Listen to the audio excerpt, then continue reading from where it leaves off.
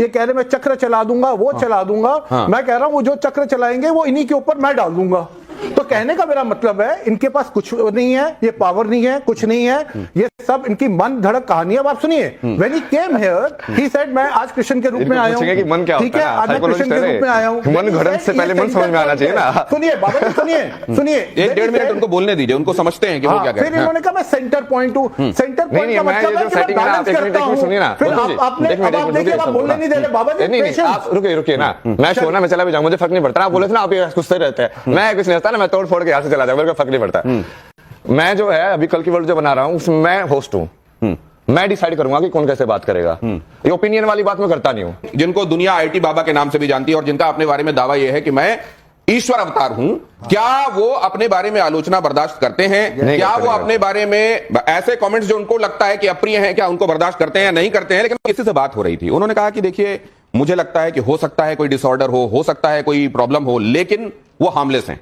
वो अभी तक उन्होंने किसी को नुकसान नहीं पहुंचाया और इस वजह से मैं उनके बारे में सर्टिफिकेट देने का काम नहीं करूंगा। मैं 2-3 चीजें महत्वपूर्ण बोलना चाहती हूं जो मुझे अभी यहां पर सब दिख रहा है। बहुत समान है सबका, हृदय की गहराइयों से समान है। मैं बहुत मतलब प्रैक्टिसिंग हिंदू हूं, सनातनी हूं, पर मैं ये कह रही हूं कि एक युवा है जो हाईली एजुकेटेड है, जिन्होंने अपनी पढ़ाई को छोड़ करके वो सनातन में आए, किसी चीज से गाइड होकर के आए, तो अगर वो आए हैं, वो अपनी बात बोल रहे हैं, तो उसमें विरोध क्यों करना है?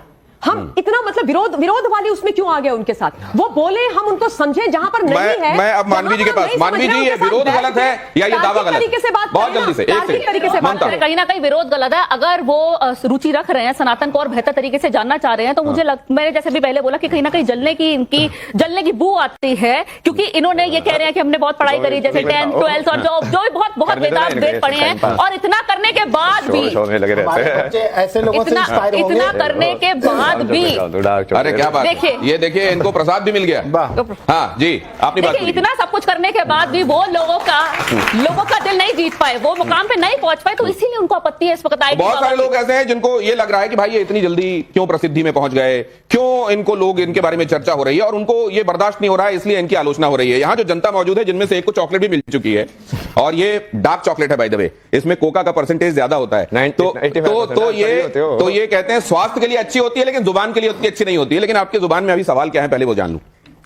मेरा बाबा सवाल है कि जैसा आपने सर बाबा जी आपने बोला था कि आपको अपनी लाइफ प्राइवेट रखनी है, किसी से शेयर नहीं करनी, ना ऑडियंस है ना मीडिया से, तो अब लाइमलाइट में क्यों आना है? मैं तो बोला मतलब प्राइवेट और पब्लिक में आपका सवाल हो गया। हाँ, मेरा प्राइवेट और पब्लिक में अंतर नहीं है। मैं तो इनको ये बोलता हूँ कि मैं कैमरा रोलिंग कुछ नहीं होता मेरे लिए हमेशा कैमरा रोलिंग है।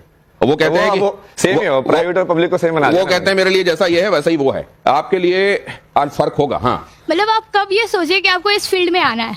मतलब IIT फिर वही टर्निंग पॉइंट नहीं, ऐसा कुछ टर्निंग पॉइंट कुछ नहीं है ना। वो आपको वही तो बताया कि तो साला फेमस हुआ, वो कहाँ जाओगे, नहीं आओगे। जैसे हमारी गवर्नमेंट IITs पे बहुत इन्वेस्टमेंट करती है, वो IIT में जो पढ़ता है इन पे भी की, तो ये नहीं हुआ कि वो इन्वेस्टमेंट वेस्ट हो गई अगर इन्होंने वो छोड़ के?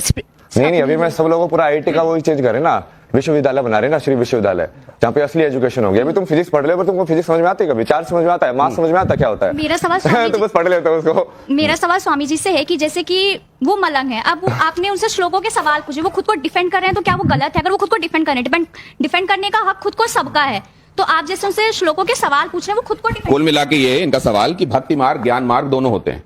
ज्ञान मार्ग में आपको सारा ज्ञान होता है, भक्ति मार्ग में हो सकता है आपको उतना ज्ञान ना हो, लेकिन ईश्वर अंश के बारे में आप जानते हैं। तो अगर उनको स्तोत्र या श्लोक नहीं आते हैं तो क्या वो ईश्वर के करीब नहीं हो सकते? अरे सब आता है मेरे को, मैं क्यों बताऊं? क्यों सुनाऊंगा उनको? भगवान नहीं बन सकते। कौन होते हैं पूछ रहे वाले? आप अपने आप को भगवान मान रहे हैं। जरा ये देखिए ये क्या है, IIT बाबा। यहां भी देखिए सवाल लिखने वाले ने भी आपको बाबा लिखा है, तो प्रोड्यूसर से भी मिलवाऊंगा अभी आपको। IIT बाबा की नजर में युवाओं का रोल मॉडल कौन है? स्वामी विवेकानंद हैं, महात्मा बुद्ध हैं, आदि शंकराचार्य हैं, कौन है? स्वामी विवेकानंद, महात्मा बुद्ध, आदि शंकराचार्य है, गुरु नानक, उसके बाद वो चाइनीज जो थे, उसके अंदर जो हर्मेटिका जो लिखने वाले वो थे इजिप्ट के, उसके बाद इसके अंदर कौन कौन ऐड करोगे? शिवा सबसे पहले, आदि गुरु, जैसे आदि शंकराचार्य है ना वैसे आदि गुरु शिवा, और उसके बाद कृष्णा तो है ही, उसके बाद वो कौन होगा? बहुत सारे हो ना अपने यहाँ पे, तो जैसे जैन भी हैं, महावीर जैन भी हैं। अब उसको डालते जाओ। मीराबाई भी हो सकते हैं तुम्हारी आइडल, सूरदास भी हो सकते हैं तुम्हारे आइडल। ओशो को मत बनाना यार, ओशो क्या है ना, वो तांत्रिक टाइप का इंसान है ना। वो ईश्वर को पाने का सरल मार्ग क्या है? भक्ति मार्ग है कि ज्ञान मार्ग है? सरल तो भक्ति है, क्योंकि भक्ति में तुम पहले ही जवाब मान लेते हो हाँ, ये कह ईश्वर भक्ति है करो। तो काइंड ऑफ जवाब तो तुमको ऑलरेडी मिल गया है। तो आपको तो वैसी वाले लोग ठीक लगते हैं ना? ईश्वर है नहीं तो नहीं, भक्ति मैं तो करें। ज्ञान पे ज्यादा फोकस कर रहा हूँ ना अभी। पूछो जवाब आगे दो। प्ले कीजिए प्लीज। किसका पालन सबसे कठिन है? अहिंसा का, सत्य का, ब्रह्मचर्य का? किसका पालन सबसे कठिन है? किसका पालन सबसे कठिन है? एक ही है वैसे ये तीनों चीजें। सत्य पे चलोगे तभी अहिंसा पॉसिबल है। अहिंसा जो बाहर वाली अहिंसा नहीं होती है, वो अंदर से होती है। बोलो तुम अपने सत्य में जियोगे तो बाहर वाले को लठ मार दो तो वो अहिंसा नहीं है। नहीं नहीं, जो तुम्हारी प्रवृत्ति वैसी है, तुम शेर को क्या बोलोगे? नहीं तो यदि वो आप खा रहा आर्मी है को क्या तो क्या बोलोगे? वो हिंसा कर रहा है? आप आर्मी को क्या यदि बोलोगे? सांप जो आपको डस रहा है तो क्या वो हिंसा कर रहा है? ब्रह्मचर्य के विषय में बताइए। नहीं नहीं, ब्रह्मचर्य तो ये ना, ब्रह्म का आचार्य है ना, मतलब कि तुम वो बेसिकली जिस चीज को जो सत्य बोला गया उसी को ब्राह्मण बोला गया है, वहीं से ब्राह्मण शब्द आया, वहीं से ब्रह्मा शब्द आया है, वहीं से कहीं ना कहीं ब्रह्म शब्द वहीं से आया है। कैसे आया? अरे यार तुम मुझे बीच में क्यों बुलवा रहे हो? एक सेकंड, एक सेकंड। लोक से आया, आ रहा हूँ, शास्त्र से आया। नेक्स्ट आपके पास आऊंगा, पूरी बात सुनूंगा। नेक्स्ट प्ले कीजिए। आगे जीवन का अंतिम उद्देश्य, आप मुझसे बात कीजिए। जीवन का अंतिम उद्देश्य क्या है? विज्ञान की खोज। देखिए विज्ञान की खोज और परमात्मा की प्राप्ति एक ही चीज है। सांख्य योग है वो ऊपर वाला। हाँ, ऊपर वाला जो सांख्य योग गीता में